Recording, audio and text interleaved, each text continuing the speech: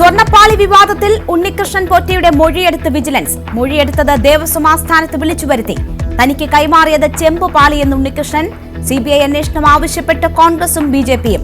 നടപടികൾ സുതാര്യമെന്ന് ദേവസ്വം ബോർഡ്.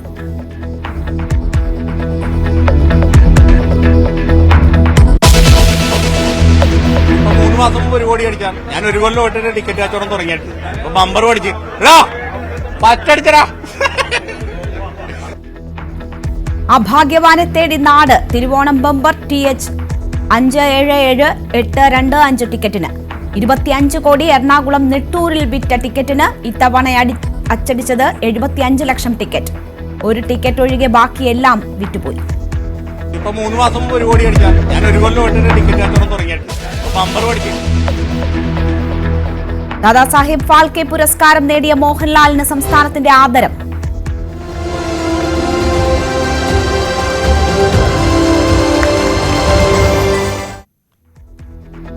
ഓരോ മലയാളിക്കും അഭിമാനിക്കാവുന്ന നേട്ടമെന്ന് മുഖ്യമന്ത്രി.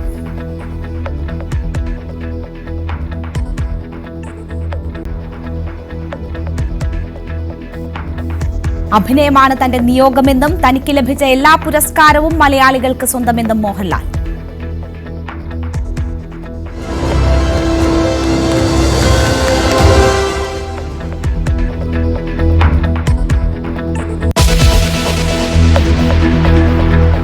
News 18 big exclusive. ചേർത്തലയിൽ സൈക്കോ കില്ലർ സെബാസ്റ്റ്യൻ കൊന്ന ബിന്ദു പത്മനാഭന്റെ സ്വത്ത് തട്ടാൻ സർക്കാർ സംവിധാനങ്ങളും കൂട്ടുനിന്നു.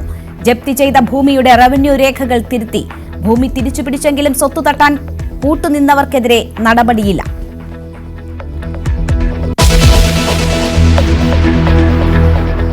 ഗാസയിൽ സമാധാനം പുലരുമോ? അമേരിക്കയുടെ കരാറിനെ ഭാഗികമായി അംഗീകരിച്ച് ഹമാസ്.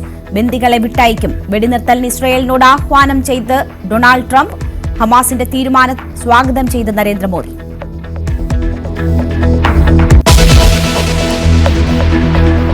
അഹമ്മദാബാദ് ടെസ്റ്റിൽ ഇന്ത്യക്ക് ജയം. വെസ്റ്റ് ഇൻഡീസിനെ തകർത്തത് ഇന്നിംഗ്സിനും 140 റൺസിനും. സുരാജിന് 7 wicket. Jadeja man of the match.